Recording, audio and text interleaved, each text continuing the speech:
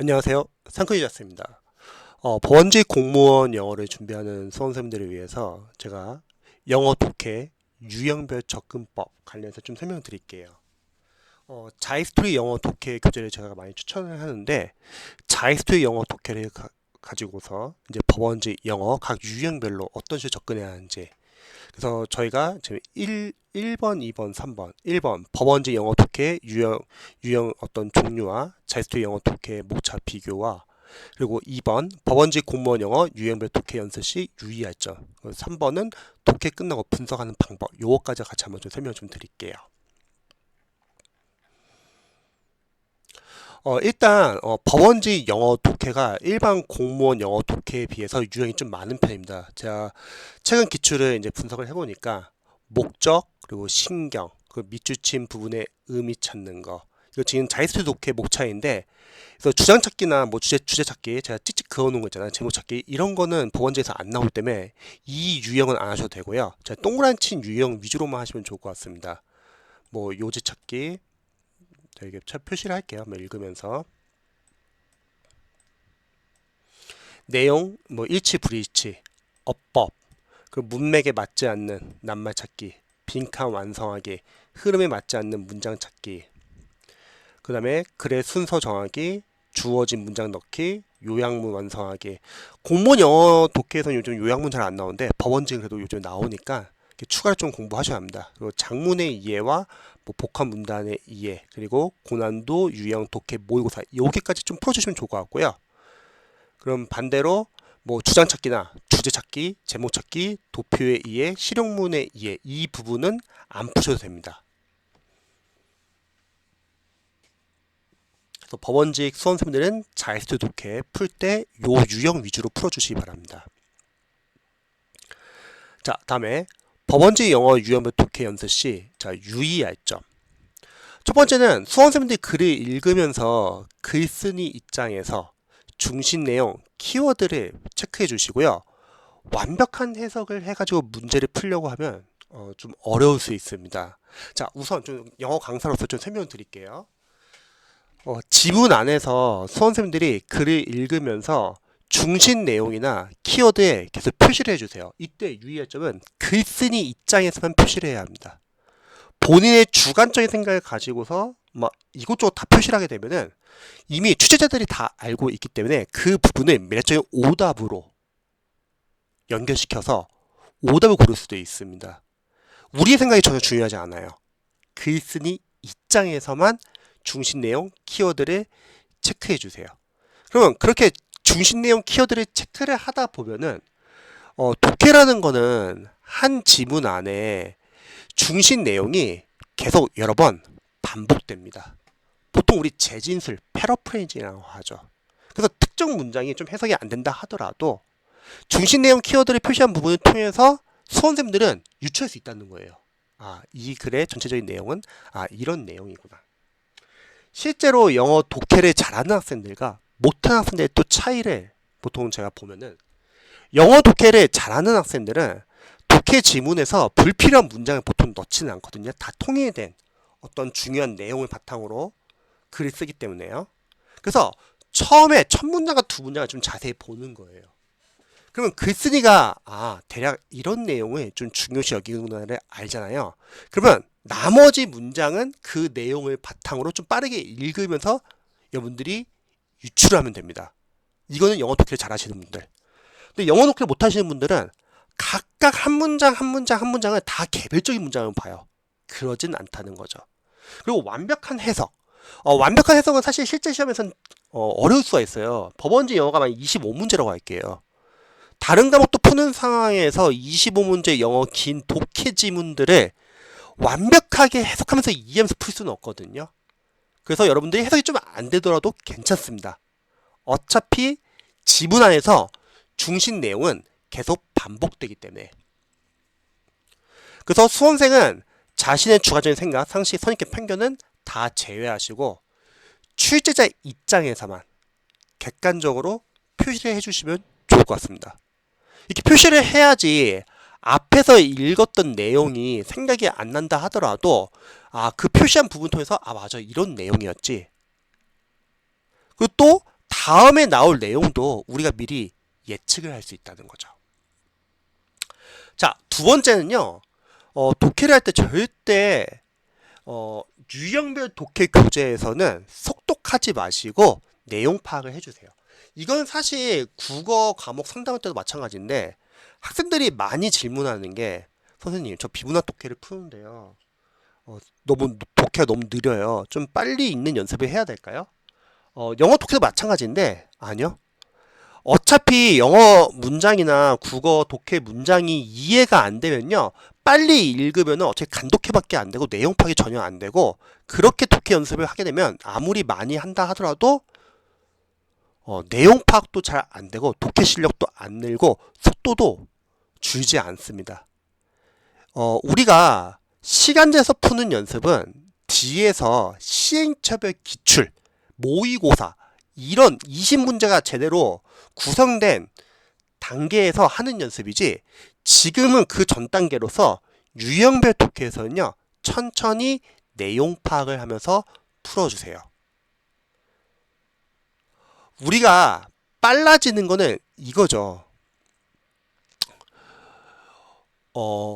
일단 어휘 문법 구문을 공부해가지고 문장을 읽는 연습을 충분히 하고 나서 유형별로 우리가 접근법도 알고 답의 단서 찾는 연습도 하고 오답 원리도 알고 리딩 스킬, 독해 원리, 독해 전략도 알면서 자연스럽게 빨라지는 거지 그냥 무턱대고 빠르게 읽는다고 읽히지는 않는다는 거죠.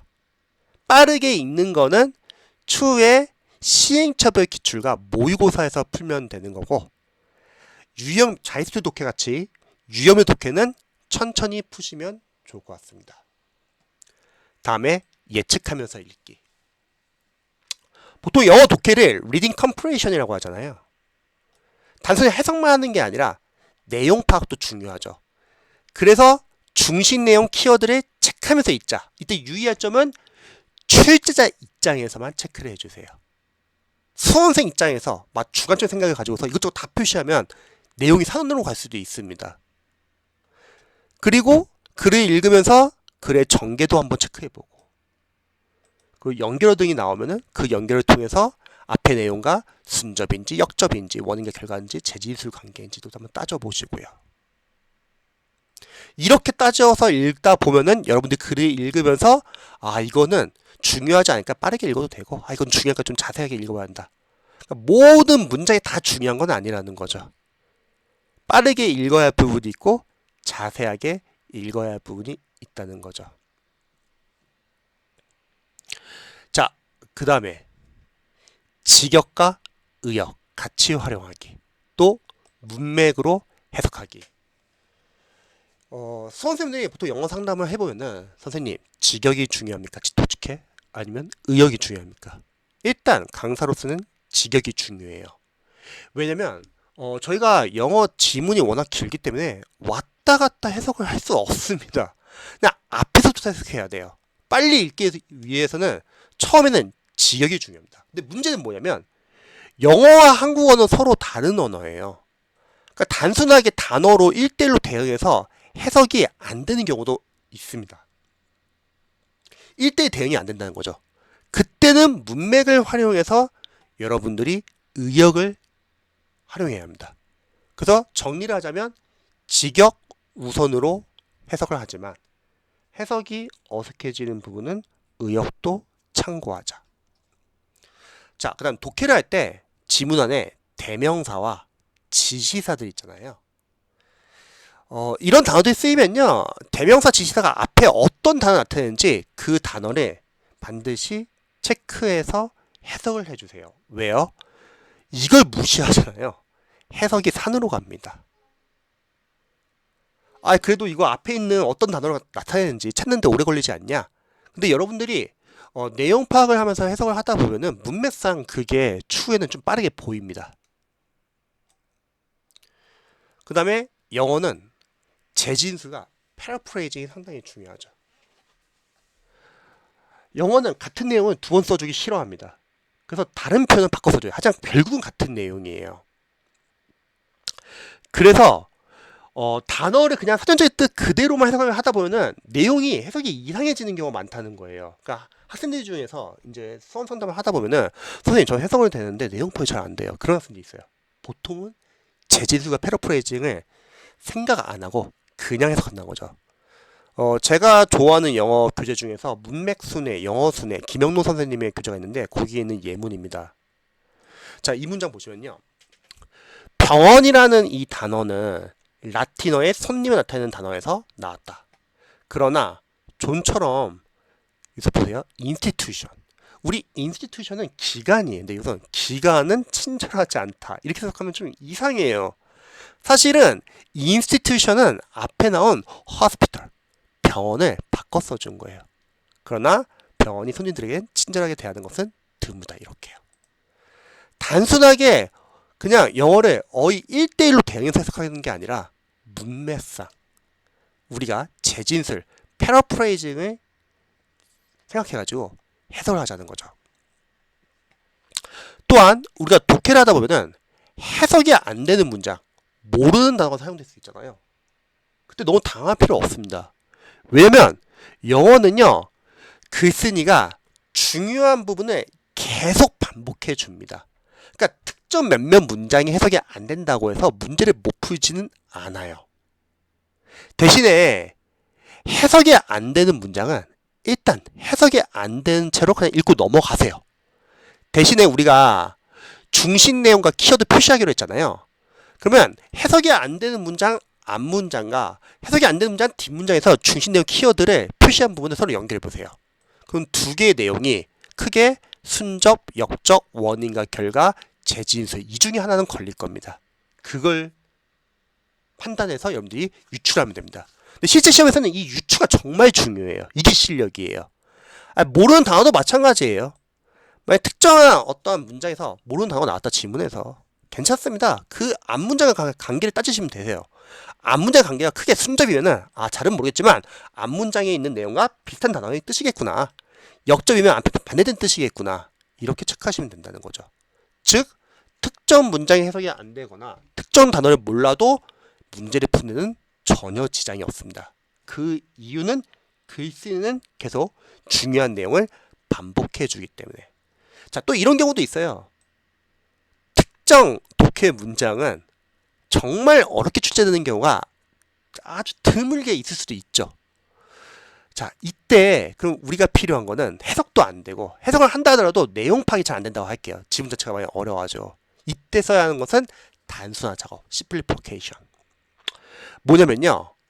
우리가 선지에서 조금이라도 오답의 여지가 있는 것들은 다 삭제를 해주는 거예요. 소거해 주는 거예요.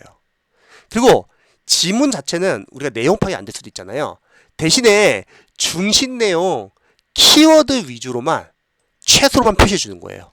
그래서 선지에서 그 중심 내용과 키워드에 가장 가까운 선지를 고르시고 나머지 선지에서 조금이라도 오답의 여지가 있으면 다 소거를 해주세요. 이렇게 하면 풀릴 수 있습니다. 보통 사지선다형이기 때문에 보통 선지 한두 개에서 헷갈리지 막 세 개를 헷갈리지는 않거든요. 그 다음에 자입수 독해 풀 때 학생들 또 많이 질문한 게 문장 구조 분석 해야 되는지 독해할 때 강사로서는요 문장 구조 분석은 중요하지만 자입수 독해에서는 할 필요는 없습니다. 그 전 단계인 우리가 독해 문장을 읽기 위한 문법과 구분 독해 과정에서는 문장 구조 분석이 상당히 중요하거든요. 이건 말 그대로 한 문장 한 문장을 읽기 위한 연습이니까요. 하지만 유형의 독해에서는 문장 구조 분석을 하잖아요. 그러면 문장 구조 분석을 잘 하시는 학생들은 상관없는데 못하는 학생들은 그 문장 구조 분석을 하느라고 내용파가 다 놓칩니다. 그러니까 문장 구조 분석은 최소로만 해주세요. 일단은 해석이 잘 안 된다 하더라도 최대한 이해하려고 노력하는 거죠. 문장은 따지는 게 아니라요. 대신에 풀고 나서 해석이 안 되는 문장들은 철저하게 문장 구조 분석을 할 겁니다. 그 다음에 자입수 독해, 그건 유형별로 어떤 유형을 위주로 풀어야 되냐. 일단 저는 시험까지 3개월 이상 남은 수험생들 아직 시간적 여유가 있다고 생각합니다. 3개월이면 충분히 많거든요. 그런 학생들은 그냥 순서대로 풀어도 상관없습니다. 한 유형씩 다 푸는 거예요. 근데 시험이 얼마 안 남은 수험생들 계실 수 있잖아요. 그런 분들은 순서대로 유형을 풀다 보면은 뒤에는 유형이 너무 늦게 들어가는 경우도 많잖아요. 그래서 섞어서 푸세요. 뭐 월요일 날은 목적, 신경, 화요일 날은 뭐 밑주침 부분의 의미 찾기, 요지, 수요일 날은 내용 브릿지, 어법에 맞지 않는 낱말 찾기, 목요일 날은 문맥에 맞지 않는 뭐 낱말 찾기, 빈칸 완성, 뭐 금요일 날은 흐름에 맞지 않는 문장 찾기, 그래 순서 정하기, 토요일 날은 주어진 문장 넣기, 요약 완성하기, 이런 식으로 해가지고 요일별로 조금씩 섞어서 푸는 것도 괜찮습니다. 그리고 이런 주요 유형이 끝나면은 이제 각 유형이 끝나고 나서 장문에 의해 복합문단에 의해 고난도 유형 독해 모의고사를 추가해 주시면 될 것 같습니다. 자, 이제 마지막은 독해 끝나고 나서 분석 방법. 자, 크게 독해는 많이 틀려도 괜찮아요. 근데 이런 분석을 해주시면 좋을 것 같아요. 첫 번째, 지문 안에서 출제자 입장에서 답의 단서를 찾아주세요. 자, 공무원 영어 독해가 참 수능 영어 독해에 비해서 참 좋은 건 뭐냐면요, 답의 단서가 지문 안에 명확하게 있습니다. 그러니까 여러분들이 독해를 풀다가 해석이 안 되는 문장이 있거나 그래도 단서 찾기 위주로 접근하시면 맞출 수가 있습니다. 자, 이때 유의할 점이 있어요. 본인이 생각한 단서와 해설 단서가 다를 수도 있죠. 이런 경우는 보통 수험생분들이 주관적인 생각이 강한 경우예요. 주관적인 생각이 강한 수험생들은 본인이 생각하는 선지가 다 답으로 보여요. 이때 그러면 필요한 건 뭐냐면 객관적으로 생각해야 합니다. 자신이 가지고 있는 상식, 선입견, 편견을 다 제외하고 지문 안에서, 자, 지문 안에서예요. 지문 밖이 아니라 글쓴이 입장에서만 단서를 찾아주세요. 그리고 본인이 생각한 단서랑 해설 단서가 다르다? 그러면 자신의 독해 사고를 교정해 주시면 됩니다. 자, 다음에 오답 분석. 오답은 왜 오답인지 선지 옆에다 이유를 적어주세요. 이런 이유를 적다 보면은 출제자의 유형별 독해 오답 패턴을 알 수 있습니다. 이런 오답 패턴은 추후에 여러분들이 실제 시험장에서는요, 소거법을 활용할 때 도움이 됩니다. 잘 안 풀리는 문제가 있어요. 근데 선지에서 내가 그동안 소거해 보니까, 내가 그동안 오답을 분석해 보니까 출제자들은 이런 패턴으로 오답을 만들지. 선지에서 이런 오답 패턴이 있는데 다 소거하는 거죠. 그러면 정답을 맞출 수 있다는 거죠. 다음에 문장 노트 작성. 우리가 독해를 할 때는 해석이 안 되는 문장은 문맥을 유추하자고 했잖아요. 하지만 풀고 나서는 철저하게 문장 구조 분석을 따져주세요. 독해뿐만 아니라 평상시에 문법이나 구문이나 나중에 뭐 기출 풀면서 해석이 안 되는 문제도 나올 수 있잖아요. 그러면 그거를 노트에 다 정리를 해주세요. 정리하시고 거기서 철저하게 하루에 한 10분 정도만 투자해가지고 문장 구조 분석을 해주세요. 강사로서는 해석이 안 된다? 그거는 특정 문장에 있는 어휘, 어법, 구문, 문장 구조가 약한 게 나온 거예요. 그럼 땡큐죠. 빨리 분석해야죠. 빨리 약점을 체크해야죠. 그래서 자신의 취약한 문장 구조를 아셔야 합니다. 이 연습을 해야지 실제 시험장 갔을 때 막히는 문장이 별로 없습니다. 그럼 이 연습을 안 하잖아요. 평상시에 내가 뭐가 약한지를 몰라.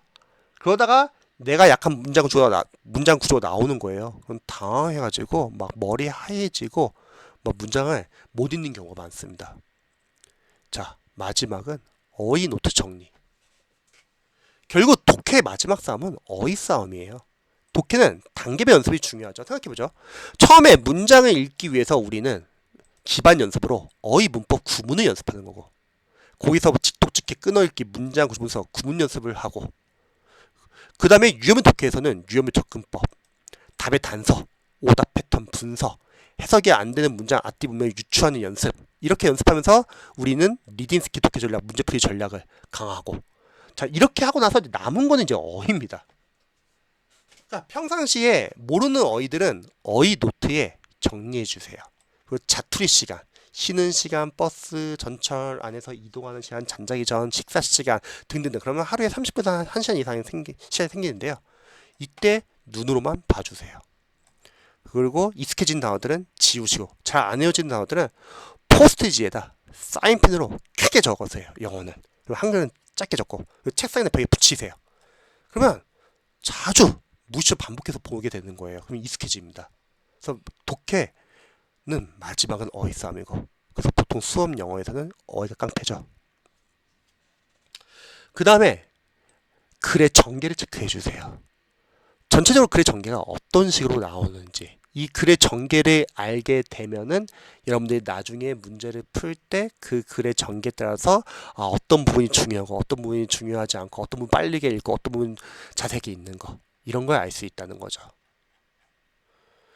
그래서 제가 유형별 접근법은 이건 너무 양이 많기 때문에 이건 제가 따로 다루지는 않을게요. 자, 어쨌든 자이스토리 이 독해를 공부하면서 여러분들이 각 유형별로 문제를 풀고 분석을 하는데, 이때 분석하는데 시간이 오래 걸린다고 너무 걱정하지 마세요. 분석하는데 시간이 너무 오래 걸려요. 지금 오래 걸려야지 나중에 실제 시험장에서는 그만큼 시간이 오래 걸리지 않습니다. 그래서 분석을 해가지고 여러분들이 약점을 최대한 체크하셔가지고 보완해 주세요. 이렇게 이제 유형별 독해 교재를 하나를 끝내고 나중에 이제 리딩 스킬 교재를 하나 제가 추천해 드릴 건데, 그 교재를 보고 나서 추후에는 법원지 영어, 독해, 법원지 영어, 연도별 기출 위주로만 풀면 됩니다. 법원지 수험생들은 과목이 워낙 많기 때문에 영어에 많은 시간 투자할 수 없기 때문에 유형별 독해, 자이스토리 독해는 이 정도로 활용해 주시면 좋을 것 같습니다. 영상 봐주셔서 감사합니다.